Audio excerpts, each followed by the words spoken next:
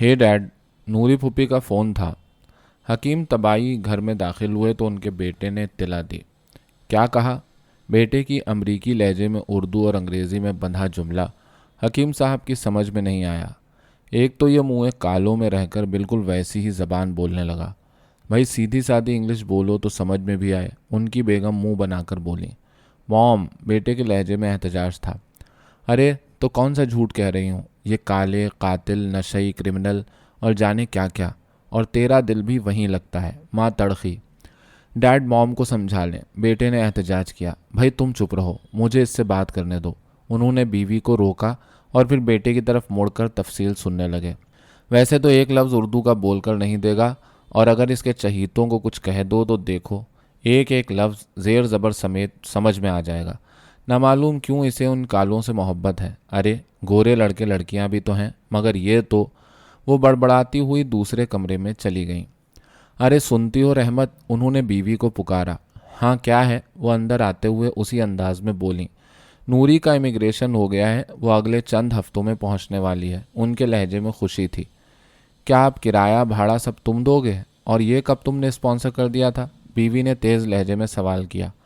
अम्मा ने किया था, जब वो यहाँ आई थी, जिन दिनों तुम पाकिस्तान गई हुई थी। वो बोले। तो ये इतनी जल्दी कैसे हो गया? वो तो शायद 12-13 साल लगते हैं। उनके लहजे में शक था।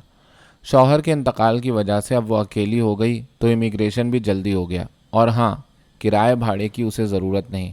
अल्लाह का दिया बहुत कुछ है उसके पास। उनके लहजे में तलखी उतर आई थी।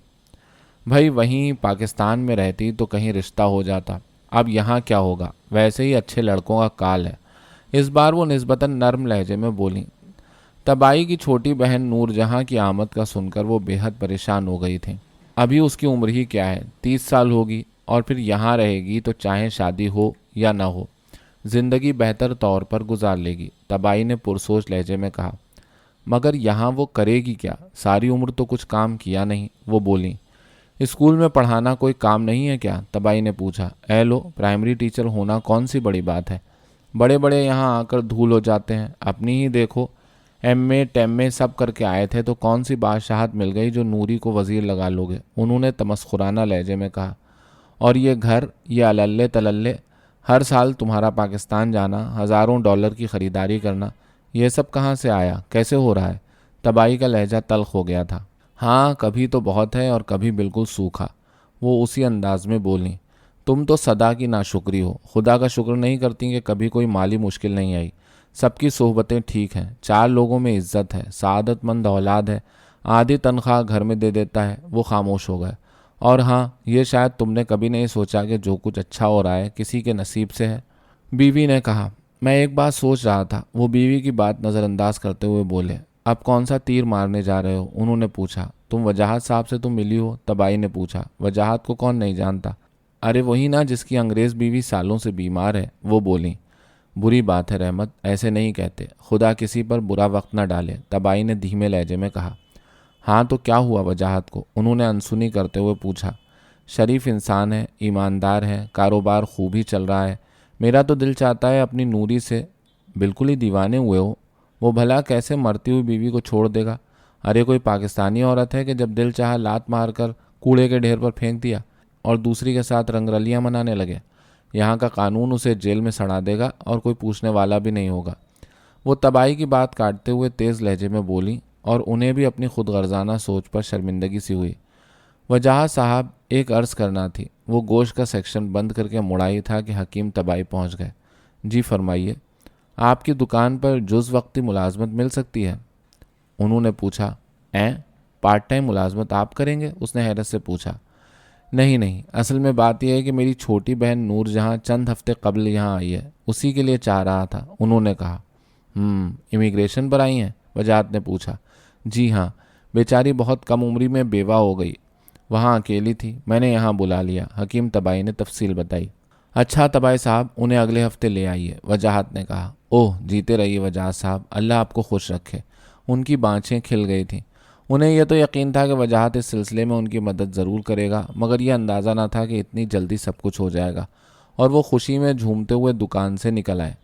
टेलीफोन की घंटी पर वो मुड़ा। दूसरी तरफ रूमी थी। वो खिल उठा। कई हफ्तों बाद उसकी आवाज़ सुनी थी। مہمانداری ختم ہوئی یا چل رہی ہے؟ نہ چاہتے ہوئے بھی وجاہت کے لہجے میں ہلکا سا طنز آ گیا تھا۔ مہمانداری؟ اوہ، وہ زور سے ہنس پڑی۔ وہ مہمان اب امریکہ منتقل ہو رہے ہیں، اس نے بتایا۔ اوہ اچھا۔ وجاہت کے حلق میں جیسے کچھ اٹک سا گیا تھا۔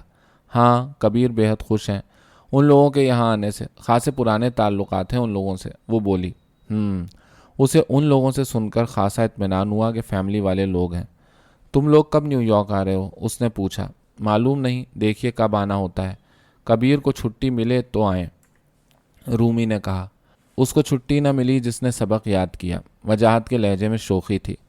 وہ تو مکتب عشق کی بات ہے، رومی کے لہجے میں حیرت اور خوشی تھی۔ جہاں تم ہوگی مکتب عشق تو خود بخود بن جائے گا، وہ زور سے ہنسا۔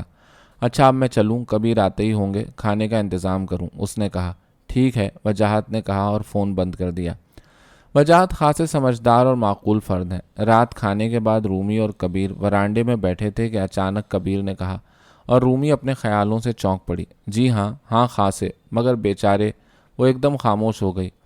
واقعی اتنا عذاب سہنا بھی ہمت کا کام ہے، اور پھر ہم مردوں کے لیے فرار کی بہت سی راہیں ہیں۔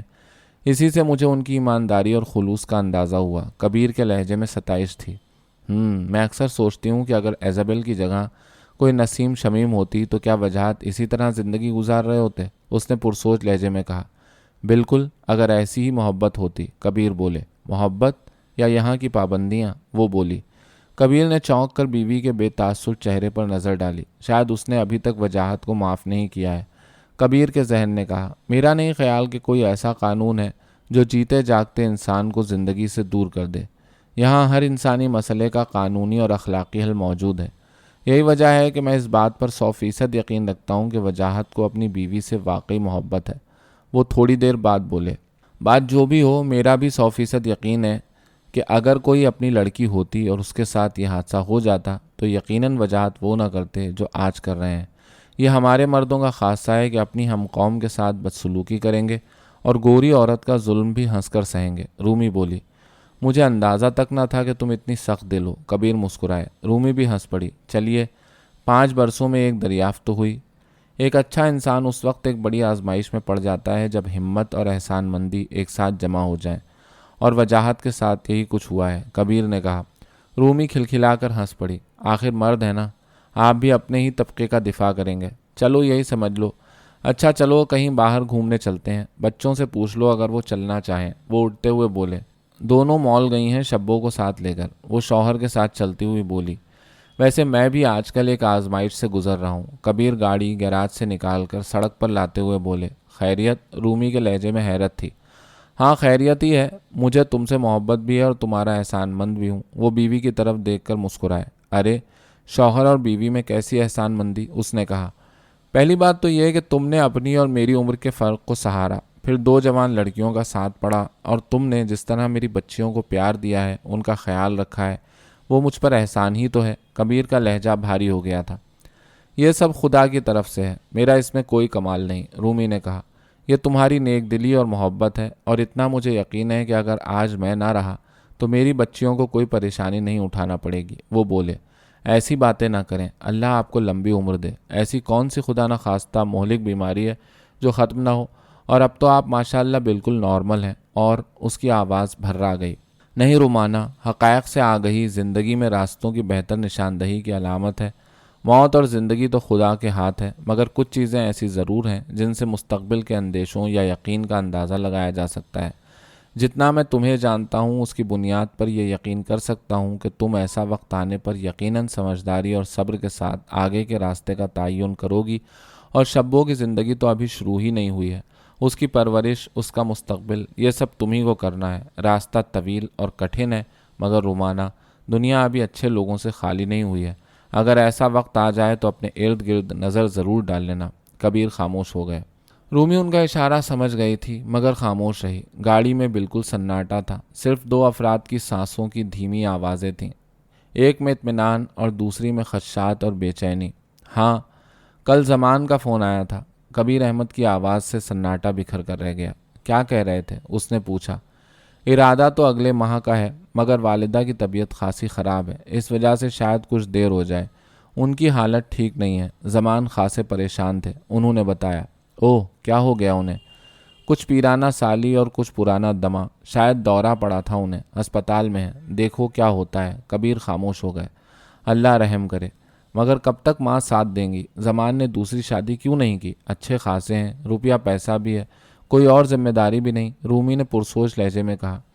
کئی بار میں نے اسے راضی کرنے کی کوشش کی لیکن مانتا ہی نہیں۔ شادی کے ادارے سے اس کا اعتماد اٹھ گیا ہے۔ لڑکی اس کی پسند کی تھی، شادی بمشکل 2 سال چلی، اس کا سب کچھ لے کر چمپت ہو گئی۔ زمان کو زیادہ دکھ اس بات کا ہے کہ وہ کوئی گوری نہیں تھی، اپنی پاکستانی تھی، لندن میں پیدا ہوئی، وہیں پلی بڑھی۔ ویسے میں زمان کے سسرال والوں سے ملا تھا، خاصے معقول لوگ تھے، مگر واللہ عالم کیا ہوا، کہاں گڑبڑ ہو گئی۔ رومی خاموش رہی، لیکن اتنے برسوں میں پہلی بار اسے اچانک وجاہت سے ہمدردی سی محسوس ہوئی۔ چلیے نیو یارک چلتے ہیں، وجاہت کئی بار بلا چکے ہیں، رومی نے کہا۔ ہاں چلو، کب چلنا ہے؟ میں چھٹی لے لوں گا، اسی بہانے برسوں کے بعد ویکیشن ہو جائے گی۔ وہ گاڑی اپنے پسندیدہ باغ میں پارک کرتے ہوئے بولے۔ آج شاید 2 سالوں کے بعد ہم دونوں ساتھ اس پارک میں آئے ہیں۔ وہ گاڑی سے اترتے ہوئے بولے۔ ہاں، آپ کی مصروفیات جو اتنی بڑھ گئی ہیں، اکیلے آنا بھی کوئی آنا ہے، رومی نے کہا۔ یہ ہماری طرف کی عورتیں اپنے شوہروں سے اتنی مخلص کیوں ہوتی ہیں؟ کبیر نے حیرت سے سوچا اور مسکرا اٹھے۔ نور جہاں نے 2 ہفتوں میں کام سیکھ لیا تھا اور پہلے کے مقابلے میں رفتہ رفتہ پر اعتماد ہوتی چلی جا رہی تھی۔ وجاہت کے دھیمے سبھاؤ اور رشمی کے دوستانہ انداز نے اسے بہت جلد نئی جگہ سے ہم آہنگ کر دیا تھا۔ دکان میں نئی ہو؟ انیلا راجا نے کاؤنٹر پر کھڑی نور جہاں کو بغور دیکھتے ہوئے کہا۔ جی، اس نے مختصراً جواب دیا۔ وجاہت کہاں ہے؟ انیلا راجا نے پوچھا۔ وہ گوشت کے سیکشن میں ہے، اس نے کہا۔ اچھا، اور یہ کہہ کر انیلا راجا دوسری طرف مڑ گئی۔ یہ نئی لڑکی کون ہے؟ اس نے وجاہت سے پوچھا، جو گوشت کے پیکٹ فریزر میں جما رہا تھا۔ حکیم طبائی کی بہن نور جہاں ہے، سعید اگلے ہفتے سے نئی جاب پر جا رہا ہے، سو میں نے اسے آفر دے دی، وجاہت نے تفصیل بتائی۔ اچھی ہے۔ اچھا سنیے، شہر میں ایک مشاعرہ ہونے والا ہے، ہندوستان، پاکستان اور لندن سے شعراء آ رہے ہیں، اس سلسلے میں شاعروں کا ایک ڈنر ہے یہاں ہوٹل میں، اس نے ایک دعوت نامہ دیتے ہوئے کہا، اور خلاف معمول وجاہت نے وہاں آنے کی حامی بھر لی۔ رشمی اور سعید اور نئی لڑکی کو بھی لے آئیں، انیلا راجا نے کہا۔ سعید کا تو اب ہاتھ آنا مشکل ہے، ان لڑکیوں سے پوچھ لوں گا، رشمی تو خاصی شوقین ہے، وجاہت نے کہا۔ رشمی، نور جہاں، تم لوگوں کے لیے دعوت آئی ہے، انیلا راجا کے جانے کے بعد وجاہت نے پکارا۔ کہاں سے بھائی جی؟ رشمی قریب آتے ہوئے بولی۔ کس نے بلایا ہے بھائی جی؟ نور جہاں سامان الماریوں میں رکھتے ہوئے پکاری۔ وجاہت نے تفصیل بتائی۔ شوق تو مجھے بہت ہے، مگر اس روز پوجا پر جانا ہے، خاصی دیر تک چلے گی، رشمی نے کہا۔ تم کہاں جا رہی ہو؟ نور جہاں قریب آ گئی تھی۔ چلو گی؟ پوجا پر جا رہی ہوں، رشمی نے کہا۔ چلو، کیا کھلاؤ گی؟ نور جہاں نے پوچھا۔ پرساد، اور تمہیں ہندو بناؤں گی، رشمی چہکی۔ آہستہ، مولانا خیرہ نے سن لیا تو؟ وجاہت یہ کہہ کر ہنس پڑا۔ یہ مولانا خیرہ کون ہے اور کیا قصہ ہے؟ نور جہاں نے دلچسپی سے پوچھا، اور رشمی اسے مولانا خیرہ کا واقعہ سنانے لگی۔ بھائی جی، نور جہاں کو بڑا شوق ہے شاعروں سے ملنے کا، یہ جا سکتی ہے، رشمی نے تھوڑی دیر بعد وجاہت سے کہا۔ اچھا، کیوں نور جہاں، چلنا ہے مشاعرہ ڈنر میں؟ وجاہت نے پوچھا۔ جی بھائی، میاں سے پوچھ لوں، وہ تو شاید جائیں گے، میں آپ کے ساتھ چلوں گی۔ پاکستان میں ٹیلی ویژن پر تو مشاعرے دیکھے ہیں، مگر آج تک کسی زندہ شاعر کو نہیں دیکھا، نور جہاں بولی۔ رشمی اور وجاہت ہنس پڑے۔ دونوں دوست برسوں بعد ملے تھے۔ رات دھیرے دھیرے اپنا سفر طے کر رہی تھی۔ صادق اور وجاہت بچپن سے لے کر اب تک کے حالات پر باتیں کر رہے تھے۔ مسائل تھے، ننھی منی خوشیاں تھیں، تنہائیاں تھیں۔ کبھی دونوں بے ساختہ ہنس پڑتے، کبھی خاموش ہو جاتے اور کبھی سوچوں میں ڈوب جاتے۔ صادق اور وجاہت بچپن کے دوست تھے، ساتھی تھے، ہم پیشہ تھے، ایک ہی درس گاہ سے تعلیم حاصل کی اور ایک ہی ادارے میں ملازمت کی۔ تم بہت بدل گئے ہو، کیا ہو گیا ہے تم کو؟ صادق بولا۔ ثبات ایک تغیر کو ہے زمانے میں، وجاہت مسکرایا۔ تم سے آخری ملاقات ایئرپورٹ پر ہوئی تھی جب تم امریکہ آ رہے تھے، صادق بولا۔ اور اس کے بعد آج، وجاہت نے کہا۔ ہاں، خالہ جان نے تمہارے ساتھ ہونے والی ٹریجڈی کے بارے میں بتایا تھا۔ بات ایسی تھی کہ سمجھ میں نہیں آتا تھا کہ یہ سب کیوں اور کیسے ہو گیا، بس رابطے کا سوچتا ہی رہتا تھا، صادق نے کہا۔ ہاں، بس نصیب کا چکر ہے، کچھ پتہ نہیں ہوتا کہ کس دروازے پر آپ دستک دے رہے ہیں، کھلنے کے بعد وہی کچھ ملے گا جس کا آپ کو یقین ہے، یا پھر وہ سامنے ہوگا جس کا گمان ہی نہیں ہوگا۔ وجاہت کے لہجے میں درد اتر آیا تھا۔ دکان کب کھولی؟ صادق نے پوچھا۔ بیلا کی بیماری کے کچھ ہی عرصے بعد۔ مجھے اس وقت لوگوں کی پیسے کی شدید ضرورت تھی، مکان نرسنگ ہوم کو گروی رکھ دیا تھا، بینک بیلنس ختم ہو چکا تھا، ایسے وقت میں امی ابا آ گئے اور انہوں نے ہی یہ سب کام کروا دیا۔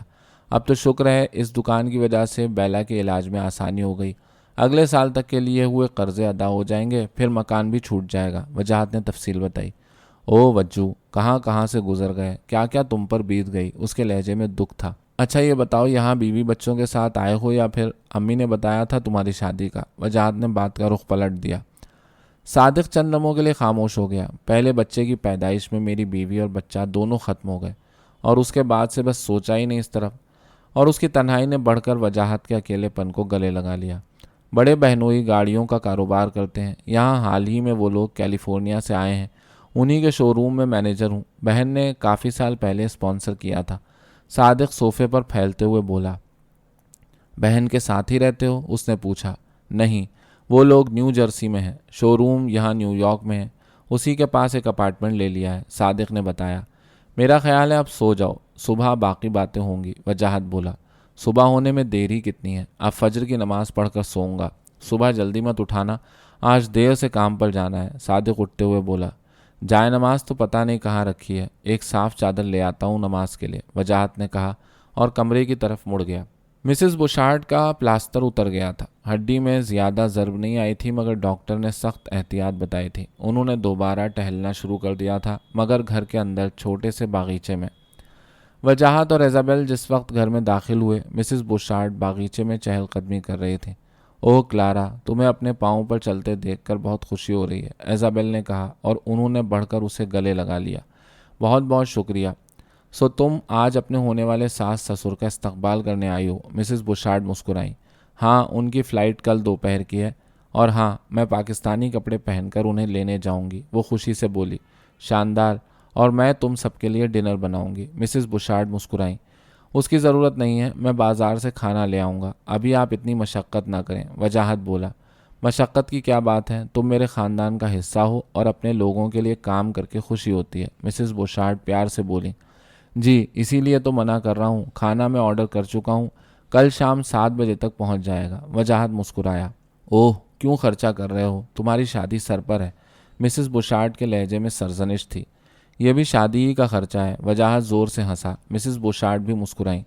وہ بے چینی سے مسافروں کو امیگریشن سے نکلتے دیکھ رہا تھا. ہر بار دروازہ کھلتا تو وہ لپک کر آگے پہنچ جاتا. دوسرے مسافروں کو دیکھ کر اوس سی پڑ جاتی, اور پھر خاصی دیر بعد اسے اپنے والدین نظر آئے. ماں کچھ کمزور لگ رہی تھی. والد حسب معمول چست تھے. وہ لپکا اور ماں کی باہوں میں بکھر گیا. 2-2.5 برسوں بعد ماں کی شفیق آغوش ملی تھی. ارے میاں, ہمارا حصہ بھی ماں کو دیے دے رہے ہو؟ باپ کی پیار بھری شکایت پر وہ زور سے ہنس پڑا. ابا. باپ کی محبتوں نے اس میں نئی طاقت بھر دی تھی. وہ خاصی دیر تک بیٹے کو سینے سے لگائے دل کی دھڑکنوں میں سموتے رہے. بہو کہاں ہے؟ جب وہ الگ ہوا تو باپ نے ادھر ادھر دیکھتے ہوئے سوال کیا. اس طرف بہت بھیڑ تھی, اسے دوسری طرف چھوڑایا تھا. وہ سامان کی ٹرالی دھکیلتے ہوئے بولا. ایزابیل لوگوں کے بیچ کھڑی تھی. وہ آگے بڑھی. اوہ کتنی پیاری ہے میری بہو. ماں کا لہجہ کھل گیا. بڑھ کر اسے گلے لگا لیا. تم نے میرے بیٹے کا بہت خیال رکھا ہے, تمہارا بہت شکریہ. انہوں نے پیار سے کہا. نہیں, وجاہت نے میرا بہت خیال رکھا ہے. وہ مسکرائی اور وجاہت کے والد کی طرف بڑھی.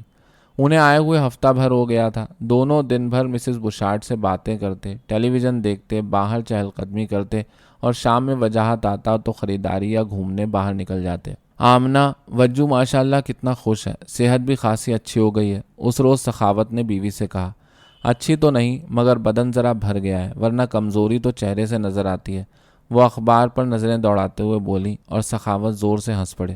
آخر ماں ہونا, بچے میں کمزوری ہی نظر آئے گی. ارے ہاں, آج تو سعادت بھائی نے آنے کو کہا تھا. اچانک انہیں یاد آیا. ہاں شاید دوپہر میں کسی وقت آئیں گے. بھائی میں اپنے وجو کو چھوڑ کر کہیں نہیں جاؤں گی, تم چاہو تو چلے جانا. آمنہ نے فیصلہ کن لہجے میں کہا. رشتہ دار وہ تمہارے ہیں اور میں. ارے تمہارے تو رازدار ہیں, انہوں نے شوہر کی بات کاٹ کر کہا. خیر تمہیں ان کا احسان مند ہونا چاہیے, وہ نہ ہوتے تو آج میں یہاں نہ ہوتا. وہ بیوی کی طرف دیکھ کر مسکرائے. چلو ہٹو, یہ سب تو نصیب کا کھیل ہے. وہ بولیں. ٹھیک ہے میں ہٹ رہا ہوں, ذرا وجو کو فون کر لوں. سخاوت اٹھ کر وجاہت کے کمرے کی طرف بڑھ گئے. بیٹے سے بات کر کے وہیں مسحری پر دراز ہو گئے, اور جانے کیا کیا سوچتے ہوئے ان کی آنکھ لگ گئی. ارے تم تو سو گئے, سعادت بھائی آئے بیٹھے ہیں. بیوی کی آواز پر وہ چونک کر اٹھ گئے. ہاں اچھا آتا ہوں, وہ مسحری سے اترتے ہوئے بولے. اور ہاں سنو, وجو سے بات ہوئی تھی. وہ کہہ رہا تھا کہ ہم دونوں سعادت بھائی کے ساتھ چلے جائیں. وہ کام سے واپسی پر ادھر ہی آ جائے گا. وہ غسل خانے کی طرف مڑتے ہوئے بولے، ٹھیک ہے تم سعادت بھائی کے پاس جاؤ، میں بیگ میں کچھ ضرورت کا سامان رکھ کر آتی ہوں۔ یہ کہہ کر وہ کمرے سے نکل گئیں۔ وجاہت کی زندگی اچانک سکون اور طمانینت سے بھر گئی تھی۔ شام میں گھر پہنچتا تو ماں باپ انتظار کر رہے ہوتے۔ چائے پی کر اکثر تینوں باہر نکل جاتے۔ رات میں کھانے کے بعد تھوڑی دیر سب لوگ مختلف موضوعات پر باتیں کرتے، وجاہت کی شادی کی تیاریوں کے تذکرے کرتے، اور پھر وہ ماں کی آغوش میں سر رکھے رکھے سو جاتا تو وہ آہستگی سے اٹھتیں، بتی بجھاتیں اور دروازہ بند کر کے باہر نکل جاتیں اور رات دیر تک بیٹے کے لیے دعائیں مانگتی رہتیں۔ ابھی وہ بستر پر ہی تھا کہ فون کی گھنٹی چلا اٹھی۔ اس نے ریسیور اٹھایا۔ دوسری طرف ایزابل تھی۔ ارے تم اس وقت اتنی صبح؟ وہ حیرت سے بولا۔ سوچا یہی ایک وقت ہے کہ شاید تم سے بات ہو سکے۔ 10 دن ہو گئے ہیں اور تم سے صرف ایک بار بات ہوئی۔ ایزابل کے لہجے میں شکایت تھی۔ معاف کرنا، میں والدین میں اس قدر مصروف رہا کہ… نہیں، معافی کی کوئی بات نہیں، یہ تو خیال کی بات ہے، دل کی خواہش ہے، وہ بات کاٹ کر بولی۔ کام سے واپسی پر ان لوگوں کو باہر لے جاتا ہوں، رات میں امی میرے پاس آ جاتی ہیں اور پھر…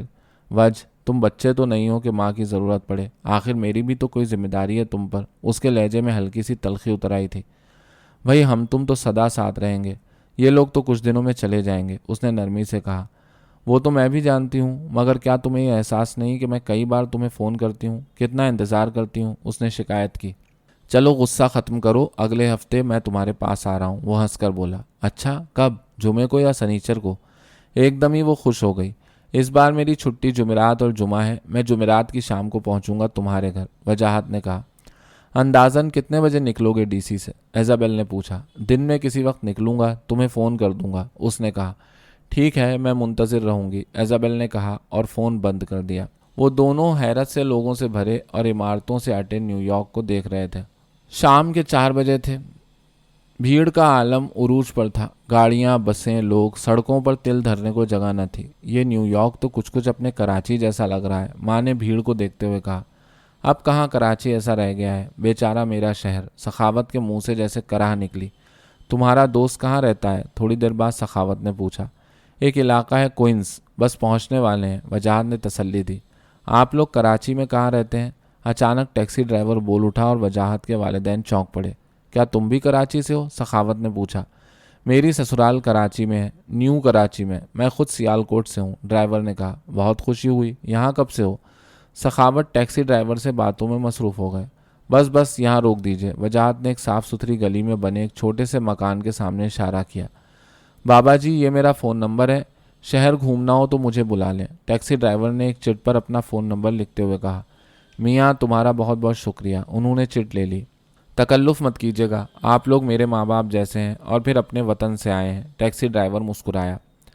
یہ فیصل کا گھر تھا، پچھلے 1 سال سے وہ نیو یارک میں تھا، یہیں کسی کمپنی میں معقول مشاہرے پر اسے ملازمت ملی تھی۔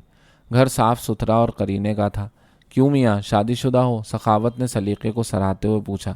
جی نہیں، میری والدہ ساتھ ہیں، آج کل بڑی بہن کے پاس گئی ہوئی ہیں۔ ہاں وجاہت، آپا اور بھائی صاحب شکاگو منتقل ہو گئے ہیں، اس نے بتایا اور ان کا سامان اٹھا کر کمرے کی طرف مڑ گیا۔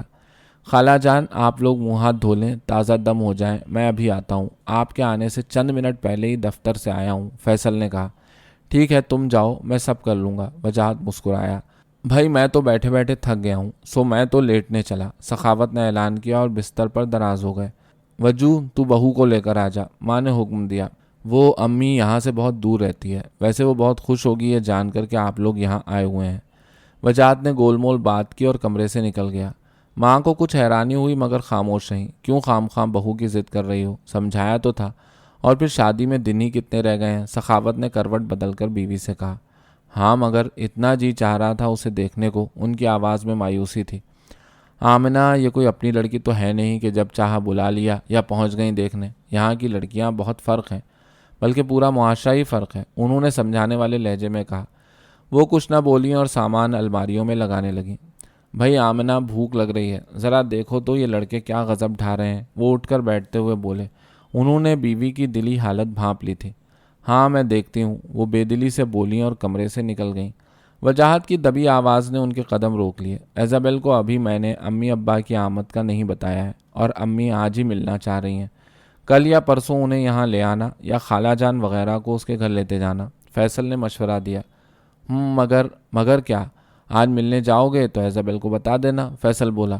ہاں وہ تو بتاؤں گا مگر، اور پھر 2-3 دن پہلے کا واقعہ سرگوشی میں سنانے لگا۔ چاہت کے رستے میں کئی ایسے مقام آتے ہیں، فیصل ہنسا۔ ارے بھائی کیا ہو رہا ہے بچوں؟ ماں کی آواز پر دونوں چونک پڑے۔ بس کھانا لگنے والا ہے، وجاہت مسکرایا۔ اسی لیے تو ادھر آ گئی کہ تم لوگوں کی کچھ مدد کر دوں، وہ بولیں اور میز لگانے لگیں۔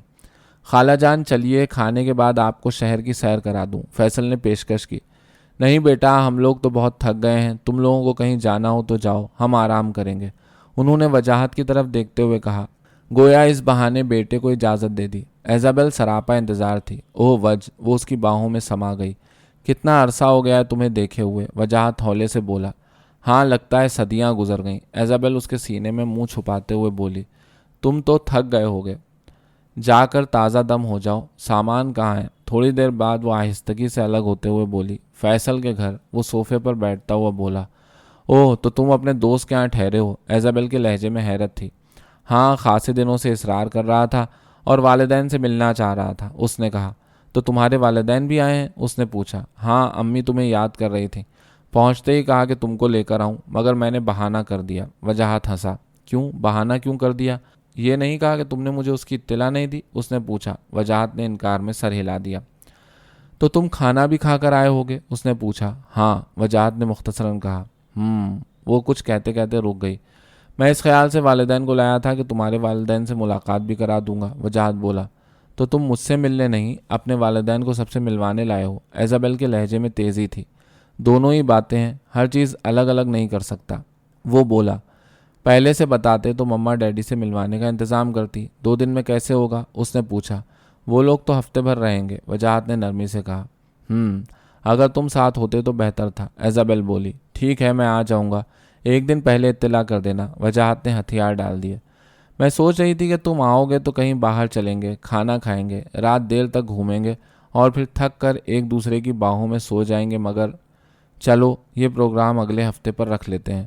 اگلے ہفتے کیسے رکھو گے؟ تم اپنے والدین کو چھوڑنے پر تیار نہیں ہو، کیسے ہوگا یہ سب، وہ بولی۔ میں سب کچھ کر لوں گا، وجاہت اسے اپنی آغوش میں گھسیٹتے ہوئے بولا۔ یہ وجو ابھی تک نہیں آیا، 11 بجنے والے ہیں، ماں نے گھڑی دیکھتے ہوئے پریشانی سے کہا۔ سو جاؤ آمنہ، آ جائے گا۔ صبح اسے سوال جواب نہ کرنے لگنا، یقیناً وہ ایزابیل کی طرف گیا ہوگا، انہوں نے تنبیہ کی۔ مجھے تو پریشانی ہو رہی ہے، مسز بوشارڈ بتا رہی تھیں کہ نیو یارک میں جرائم بہت ہیں، رات میں اکیلے نکلنا خطرناک ہے، وہ پریشان لہجے میں بولیں۔ سو جاؤ، وہ پیدل نہیں گیا ہے، فیصل کی گاڑی پر گیا ہے، پریشان مت ہو، سخاوت کروٹ لے کر لیٹ گئے۔ وہ تو چند لمحوں میں خراٹے لینے لگے، لیکن آمنہ بیگم جاگتی رہیں، ان کے کان مسلسل دروازے پر لگے تھے۔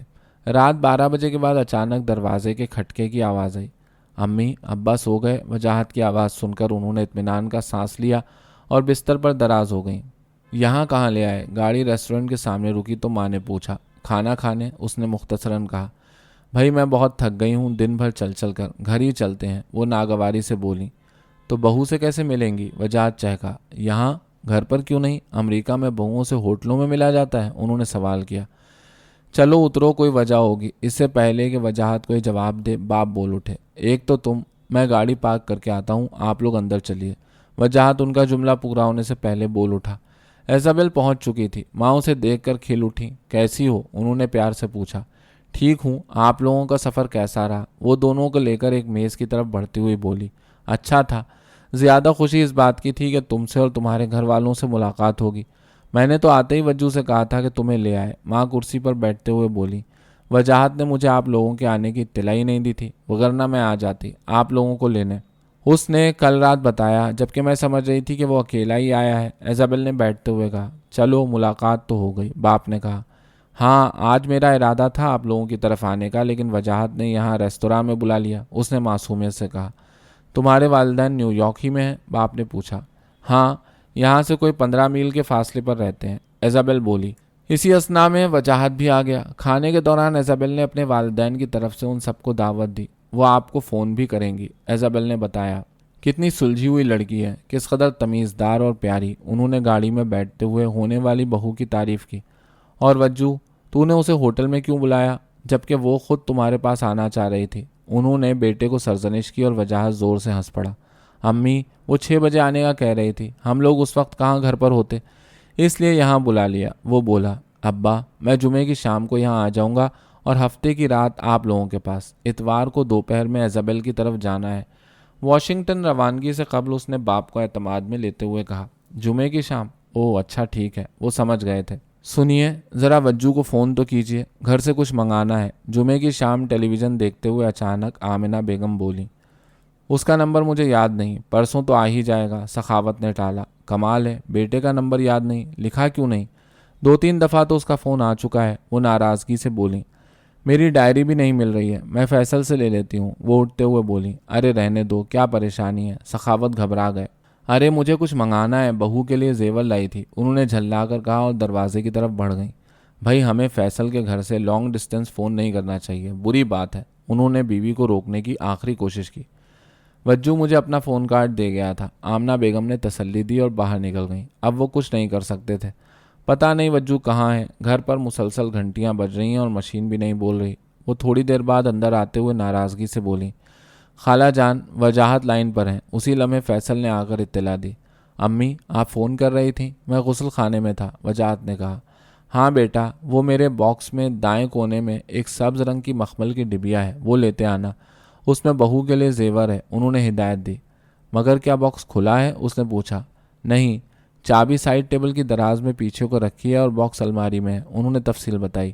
ٹھیک ہے میں لیتا آؤں گا، اس نے فون بند کر دیا۔ آمنہ بیگم مطمئن ہو کر ٹیلی ویژن پر کوئی فلم دیکھنے لگی۔ شاعروں کا استقبالیہ ایک بڑے ہوٹل میں تھا۔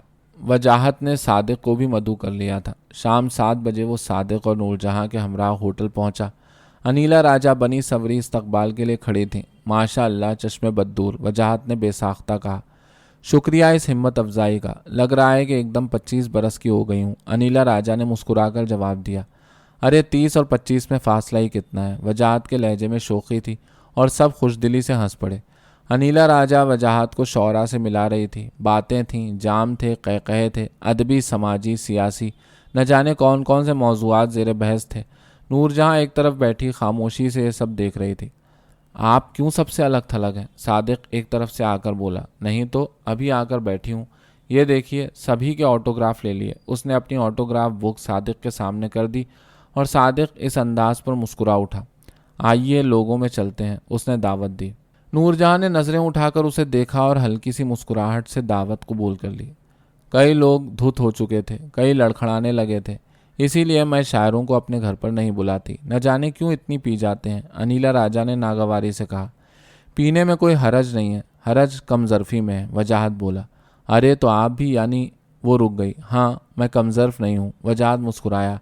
کھانا لگ چکا تھا، لوگ مصروف ہو گئے تھے، کچھ اب بھی ادھر ادھر بکھرے مے نوشی میں مصروف تھے۔ یکایک اس کی نظر نور جہاں اور صادق پر پڑی، دونوں محویت سے کھانے اور باتوں سے انصاف کر رہے تھے۔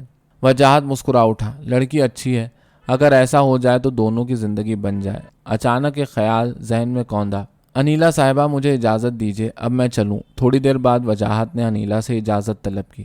ارے آپ منی مشاعرے میں شرکت نہیں کریں گے؟ اس نے حیرت سے پوچھا۔ نہیں مشکل ہے، اس نے کہا۔ ٹھیک ہے کل تو آئیں گے، اس نے تصدیق چاہی۔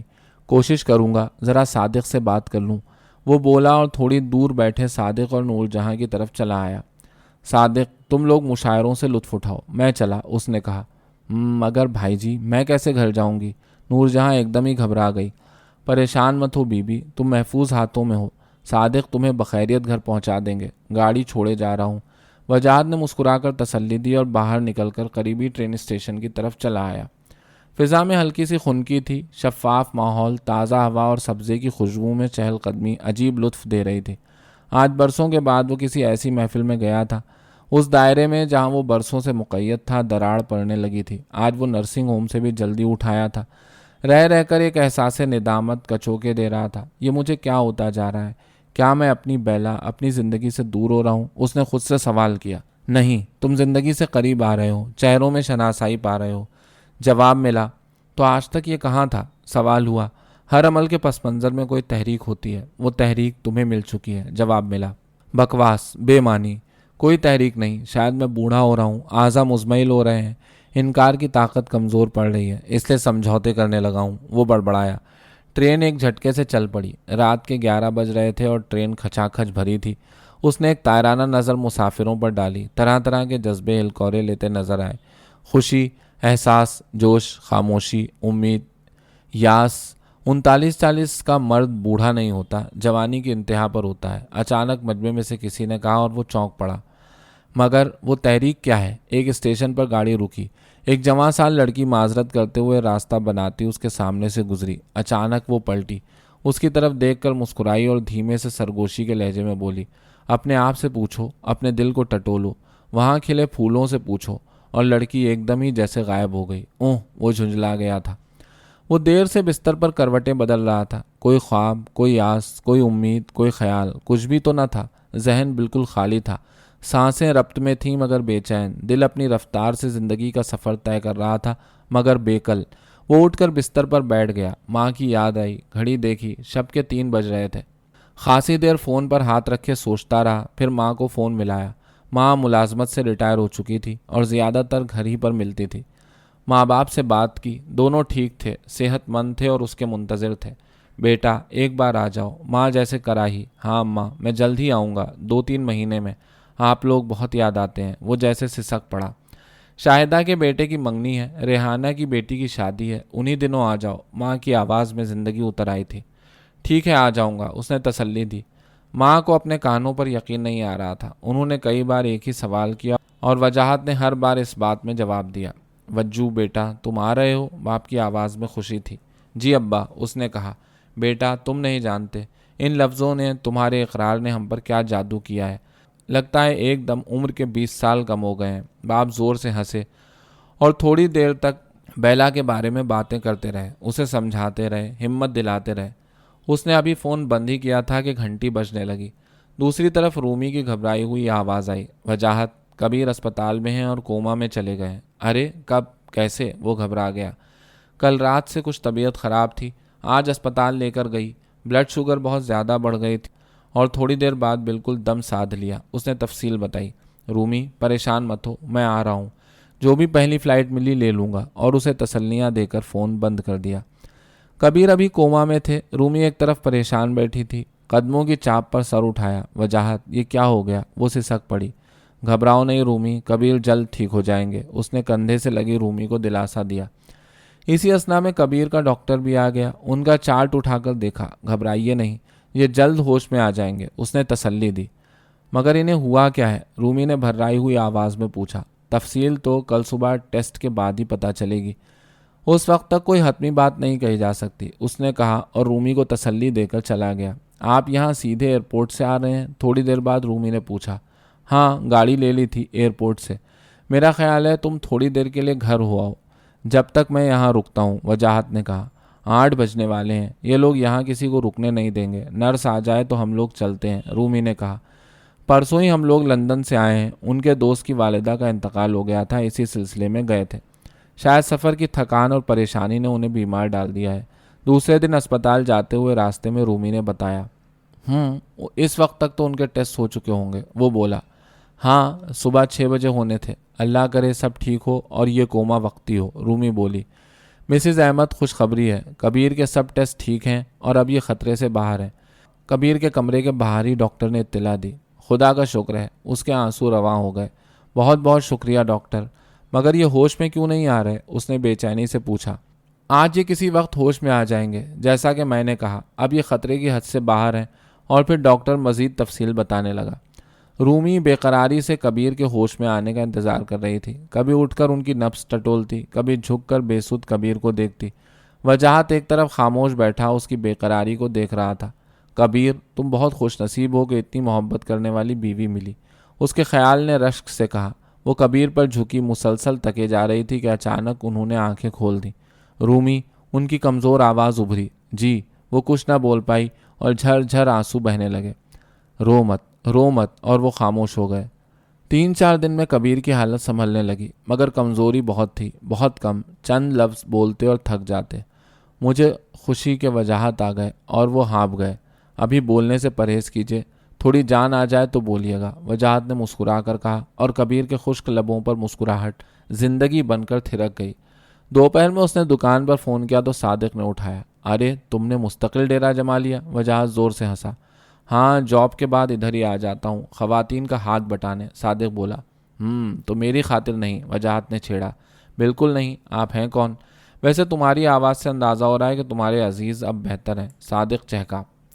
ہاں، ارے تم تو جانتے ہو رومی کو، اس کے شوہر کی طبیعت خراب ہے، اچانک وجاہت نے کہا۔ ارے تو تم نے پہلے کیوں نہ بتایا؟ ہم تم اور رومی تو بچپن کے ساتھی ہیں، صادق کے لہجے میں حیرت اور شکایت تھی۔ بس کوئی موقع ہی نہیں آیا، وجاہت نے کہا۔ اچھا کب آ رہے ہو؟ اس نے پوچھا۔ پرسوں۔ کبیر ویسے ٹھیک ہے مگر مکمل صحت مند ہونے میں وقت لگے گا، وجاہت بولا۔ بھئی یہ امریکہ ہے، یہاں ٹوٹی پھوٹی زندگی کو بھی کارآمد بنا دیا جاتا ہے۔ مجھے پورا یقین ہے کہ کبیر صاحب دوبارہ نارمل زندگی گزاریں گے، وہ وقت تو لگے گا، صادق نے یقین سے کہا۔ کبیر کو اس جھٹکے نے بالکل بے حال کر دیا تھا۔ کئی مہینے گزر گئے تھے، وہ رفتہ رفتہ بحال ہو رہے تھے، تھوڑا بہت چلنے بھی لگے تھے، ایک آدھ بار رومی گھر سے باہر بھی لے گئی تھی۔ میں سوچ رہا ہوں رومانہ کہ استعفیٰ دے دوں، ایک رات انہوں نے بیوی سے ارادے کا اظہار کیا۔ آپ کی مرضی، انشاءاللہ صحت یابی کے بعد پھر سے شروع کر سکتے ہیں، اس نے شوہر کی ہمت بڑھائی۔ وہ الگ بات ہے، لیکن 3 مہینے گزر گئے ہیں، کام کا بہت حرج ہو رہا ہوگا، وہ لوگ بیچارے بہت لحاظ کر رہے ہیں۔ تم ایسا کرو کہ ڈگلس کو فون کر کے میرا ارادہ بتا دو، انہوں نے ہدایت دی۔ ہوٹل کا مالک ڈگلس اسپتال میں کبیر کے لیے پھول بھجواتا رہا، انہیں کئی بار دیکھنے بھی گیا، ان کی خیریت لیتا رہا۔ جس وقت رومی نے شوہر کے ارادے کا ان سے ذکر کیا تو وہ ایک لمحے کو خاموش ہو گیا۔ رومانہ، میں کبیر سے ملنے گھر آ سکتا ہوں؟ اس نے پوچھا۔ بالکل، جب چاہیں آ جائیں، اس نے کہا۔ 2-3 دن بعد ڈگلس اور اس کی بیوی یولانڈا پھلوں اور پھولوں سے لدے پھندے کبیر سے ملنے آ گئے۔ تھوڑی دیر ادھر ادھر کی باتوں کے بعد ڈگلس مطلب کی بات پر آ گیا۔ کبیر، میں جانتا ہوں کہ تم ابھی بیمار ہو اور شاید یہ بھی کہ تمہیں صحت یاب ہونے میں خاصا وقت لگے، مگر تم ہمارے ہاں 20 سالوں سے کام کر رہے ہو، تم کو جتنی چھٹیاں چاہیے تم لے لو، اور اگر واقعی تم کام کرنے کی ہمت نہیں پا رہے ہو تو ریٹائرمنٹ لے لو، مگر استعفیٰ نہ دو۔ وہ رک گیا۔ یہ تمہاری مہربانی ہے، لیکن یہ بھی تو سوچو مینیجر کے بغیر کتنا نقصان ہو رہا ہوگا، اور تمہارے ہوٹل کے قوانین کے مطابق ریٹائرمنٹ کم سے کم 25 سال کام کرنے کے بعد ہی لے سکتے ہیں، اس لیے میں نے استعفے کا سوچا تھا۔ کبیر خاموش ہو گئے۔ قانون ہمارے ہی بنائے ہوئے ہیں، ان میں ہنگامی صورتحال میں تبدیلی کی جا سکتی ہے۔ میں دل کی بات بتاؤں، میں تمہیں چھوڑنا نہیں چاہ رہا تھا۔ جہاں تک کام کا تعلق ہے، میں جز وقتی طور پر کوئی مینیجر رکھ لوں گا، اور جب تم صحت یاب ہو جاؤ تو آ جانا، اس نے کہا۔ نہیں ڈگ، میں نے فیصلہ کر لیا ہے، اب میرے لیے بہت مشکل ہے، کبیر بولے۔ ٹھیک ہے، تو میں اپنے وکیل کو بلا کر تمہاری ریٹائرمنٹ کے سلسلے میں بات کرتا ہوں، اور پھر تم تو بورڈ کے بھی رکن ہو، اور ہاں رومانہ، تم سے بھی ایک بات کرنا چاہتا ہوں۔ وہ رومی کی طرف مڑا۔ تم جب چاہو ہمارے ہاں کسی بھی شعبے میں آ جاؤ، یہ ہماری کھلی پیشکش ہے۔ ڈگ مسکرایا۔ آپ کے اس خیال کا بہت بہت شکریہ، لیکن ابھی کبیر کی حالت ایسی نہیں ہے کہ میں انہیں چھوڑ کر ملازمت پر آؤں، رومی نے ممنونیت بھرے لہجے میں کہا۔ مگر رومی، یہ بھی تو سوچو کہ کبیر کی ریٹائرمنٹ کے بعد اتنے بڑے گھر کو چلانا، بچوں کی پرورش اور تعلیم، آخر کسی ایک کو تو جاب پر رہنا ہوگا، یولانڈا بولی، اور رومی سوچ میں پڑ گئی۔ میں اس سلسلے میں آپ سے بات کروں گی، اس نے تھوڑی دیر بعد گویا اقرار کر لیا۔ اچھا، اب ہم چلتے ہیں، اور ہاں کبیر، تمہاری جگہ تمہارے لیے ہی رہے گی اگر تم نے ریٹائرمنٹ کا نہ سوچا، ڈگلس مسکراتے ہوئے بولا۔ رومی مہمانوں کو رخصت کر کے آئی تو کبیر کو کسی سوچ میں غرق پایا۔ کیا سوچ رہے ہیں؟ اس نے پیار بھرے لہجے میں پوچھا۔ یولانڈا کی بات درست ہے، اگر میں کام نہ کر سکا تو میرا خیال ہے تم ان کی پیشکش لے لو، کبیر نے مدھم لہجے میں اسے مشورہ دیا۔ مگر کبیر، مجھے ہوٹل کے بارے میں کچھ معلوم نہیں، اور ویسے بھی کبھی باہر کا کام نہیں کیا، نہ ماحول کا پتہ، نہ رویوں کا علم، وہ بولی۔ آخر پڑھی لکھی ہو، اور پھر یہ لوگ بہت اچھی تربیت بھی دیتے ہیں، چند ہفتوں میں سب سیکھ جاؤ گی، بلکہ پھر سکھانا شروع کر دو گی، انہوں نے لہجے کو خوشگوار بناتے ہوئے کہا۔ رومی بھی شوہر کی آواز پر مسکرائی۔ تم کل ہی ڈگلس سے بات کر لو، اس سے کچھ وقت لے لو، وہ یقیناً تمہاری بات مانے گا، وہ بستر پر دراز ہوتے ہوئے بولے۔ شبو سو گیا؟ چند لمحوں بعد انہوں نے پوچھا۔ ہاں، عائشہ اور یاسین کو فون کیا تھا، ان کے فائنل امتحان ہو رہے ہیں، اگلے ہفتے دونوں آئیں گے، اس نے شوہر کے قریب بیٹھتے ہوئے کہا۔ ٹھیک ہے، زمان کی کیا خبر ہے؟ انہوں نے پوچھا۔ ان کا بھی ارادہ اس ماہ کے آخر تک یہاں منتقل ہونے کا ہے، وہ بولی۔ ہاں، اچھا، کبیر نے آنکھیں موند لیں۔ بھوک لگی ہے، کھانا لے آؤں؟ رومی نے ان کے بالوں میں انگلیاں پھیرتے ہوئے کہا۔ نہیں، بس تم میرے پاس بیٹھی رہو، وہ جیسے غنودگی میں بولے۔ وجاہت پاکستان جانے کی تیاری مکمل کر چکا تھا، برسوں بعد وطن جا رہا تھا، عجیب سی خوشی اور اطمینان کا عالم تھا۔ ماں ہر دوسرے دن فون کر رہی تھی، بے قراری بڑھتی جا رہی تھی۔ امی، رومی کے شوہر کی طبیعت خاصی خراب ہے، ایک رات ماں سے بات کرتے ہوئے اس نے بتایا۔ ہاں، نثار نے تیرے ابا کو بتایا تھا۔ کیا تو ان کے گھر گیا تھا؟ ماں کے لہجے میں حیرت تھی۔ ہاں، رومی کے شوہر بہت اچھے انسان ہیں، اس نے بتایا۔ بیٹا، یہ بہت اچھا کیا کہ تو چلا گیا رومی کے گھر۔ اس پریشانی کے وقت اسے کچھ تو ڈھارس ہوئی ہوگی۔ ماں کے لہجے میں تحسین کا رنگ تھا۔ مجھے رومی کی بہت فکر ہے، پتہ نہیں کبیر صحت یاب ہونے کے بعد کچھ کام کاج کر بھی سکیں گے یا نہیں، اس نے تشویش سے کہا۔ اللہ سب کا کرنے والا ہے، بس دعا کر، انہوں نے دلاسا دیا۔ اچھا امی، اب چلتا ہوں، اگلے ہفتے چلنے سے پہلے فون کر دوں گا، اس نے کہا اور ماں کی دعاؤں کے ساتھ فون بند کر دیا۔ رشمی، نور جہاں، میں اگلے ہفتے پاکستان جا رہا ہوں اور شاید مہینے بھر رہوں۔ صادق ہر شام یہاں آ جایا کرے گا اور ہفتے اتوار صبح سے تم لوگوں کے ساتھ ہوگا۔ قصائی کا انتظام بھی ہو گیا ہے، ڈیلیوری والے سے بھی بات ہو چکی ہے، تم لوگوں کو کوئی پریشانی نہیں ہوگی، اس نے تفصیل بتائی۔ بھائی جی، 1 مہینے میں تو آپ کے بغیر بہت بور ہو جاؤں گی، اور ہاں، سعید کی شادی بھی تو ہے، رشمی نے کہا۔ ہاں، سعید پرسوں ملیحہ کے ساتھ میرے گھر آیا تھا دعوت نامہ دینے۔ رشمی، ایسا کرنا کہ کوئی زیور میری طرف سے لیتی جانا دلہن کے لیے، وجاہت نے کہا۔ پاکستان سے کوئی زیور لے آئیے گا، جتنے میں یہاں چھوٹی سی چیز ملے گی اسی رقم میں پاکستان سے اچھا خاصا سیٹ آ جائے گا، رشمی نے تجویز دی۔ ہاں اور کیا، حیدری پر میرے چچا کی جیولری کی دکان ہے، میں آپ کو فون نمبر وغیرہ دے دوں گی، نور جہاں بولی۔ ارے لڑکیوں، تم دونوں تو بہت عقل مند ہو، وہ ہنسا۔ اور ہاں، یہ 4 چیک رکھ لو، رشمی، ہر ہفتے صادق کو 1 دے دیا کرنا۔ تھوڑی دیر بعد اس نے رشمی کو ایک لفافہ تھماتے ہوئے کہا، ٹھیک ہے بھائی جی، وہ بہت اچھی طرح دکان سنبھال لیتے ہیں، اور نور جہاں کو بھی، وہ دھیمے سے مسکرائی۔ یہ تو اچھی خبر ہے، وہ مسکرایا۔ کون سی خبر اچھی ہے، ہمیں بھی بتائیے، انیلا راجہ ایک دم ہی پہنچ گئی تھیں۔ یہی کہ بھائی جی برسوں بعد پاکستان جا رہے ہیں، رشمی بولی۔ ارے کب، خیریت، کتنے دنوں کے لیے، اس نے ایک ہی سانس میں کئی سوال کر دیے۔ رشمی نے اسے بغور دیکھا اور مسکراہٹ دباتی ہوئی دوسری طرف چلی گئی۔ کیوں بھائی وجاہت، یہ اچانک، اس نے پوچھا۔ اچانک تو نہیں، کئی مہینوں سے پروگرام بن رہا تھا، جب سے آیا ہوں پہلی بار جا رہا ہوں۔ بہنوں کے بچوں کی خوشیاں ہیں، اور امی ابا کو دیکھے ہوئے بھی کئی سال ہو گئے، اس نے کہا۔ جانا کب ہے، انیلا راجہ نے پوچھا۔ بس ہفتے کی شب، وہ بولا۔ اچھا، جمعرات کی رات میرے ساتھ کھانا کھائیے گا، بلکہ میں آپ کو آپ کے گھر سے لے لوں گی، انیلا راجہ نے کہا۔ ارے نہیں، کہاں آپ تکلفات میں پڑ رہی ہیں، تکلف تو آپ کر رہے ہیں۔ جمعرات کی رات 7:30 بجے میں آپ کے اپارٹمنٹ بلڈنگ کے سامنے ہوں گی، کسی اچھے سے ریسٹورانٹ میں چلیں گے، وہ یہ کہتی ہوئی پلٹ گئی۔ مگر سنیے تو، کچھ نہیں، جمعرات کی رات، وہ مسکرائی اور دکان سے باہر چلی گئی۔ نور جہاں اور رشمی نے ایک دوسرے کی طرف دیکھا اور مسکرا دیں۔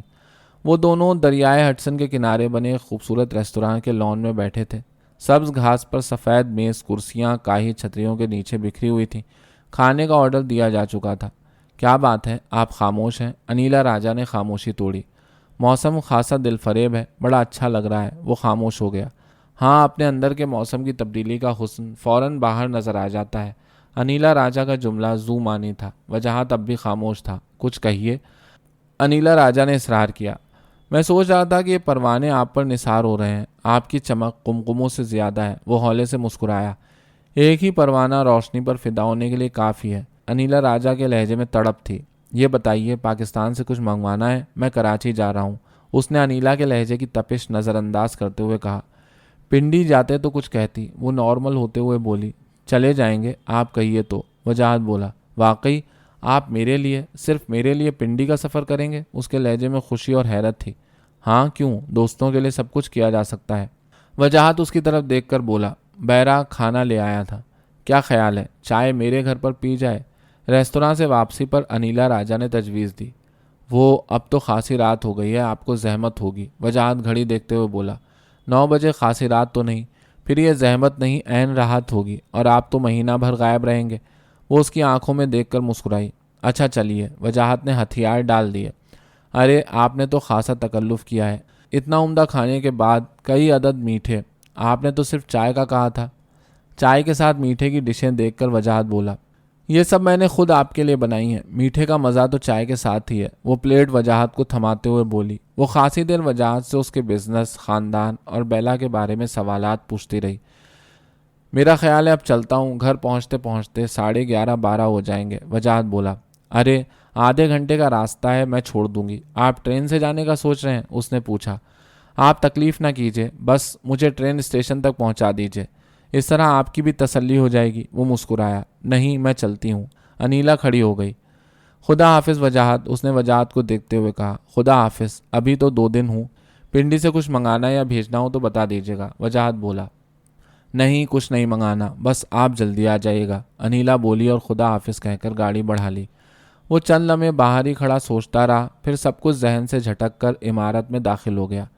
जमान को कैलिफोर्निया पहुंचे 15 दिन हो गए थे। कबीर तेजी से रूबा सेहत हो रहे थे। उस वक्त दोनों दोस्त घर के वरांडे में बैठे बातें कर रहे थे।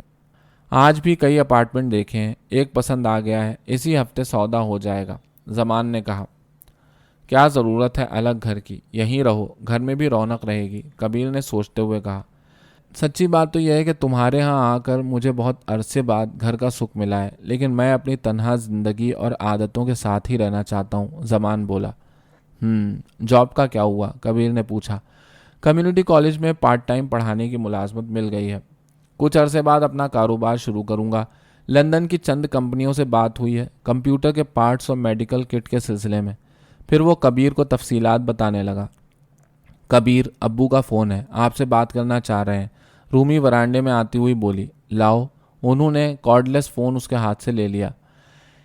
ये वजाहत कहाँ गायब है, कोई खैर खबर ही नहीं। फ़ोन बंद करने के बाद कबीर ने रूमी से पूछा। वो पाकिस्तान जा रहे हैं इस हफ्ते, शायद अपनी तैयारियों में हो, रूमी ने बताया। अच्छा, कितने दिन के लिए, उसने पूछा। शायद 1 माह कह रहे थे। ख़ानदान में कुछ शादी मंगनी वगैरह है, फिर यहाँ आने के बाद पहली बार जा रहे हैं, रूमी ने तफसील बताई। अच्छा, आज बात करूँगा उनसे, कबीर ने कहा। ज़मान, वजाहत रूमी के तायाज़ाद यहाँ न्यूयॉर्क में हैं। मेरी बीमारी के दौरान उन्होंने हम लोगों का बहुत ख्याल किया, कई बार यहाँ आए, कबीर ने तारीफ़ी लहजे में वजाहत का तारुफ कराया। आप लोग खाना अंदर मेज़ पर खाएंगे या यहाँ मंगवा लूँ, रूमी ने पूछा। मेरा ख्याल है मेज़ पर ही ठीक है, चलो ज़मान। और दोनों उठकर रूमी के हमरा खाने के कमरे की तरफ बढ़ गए।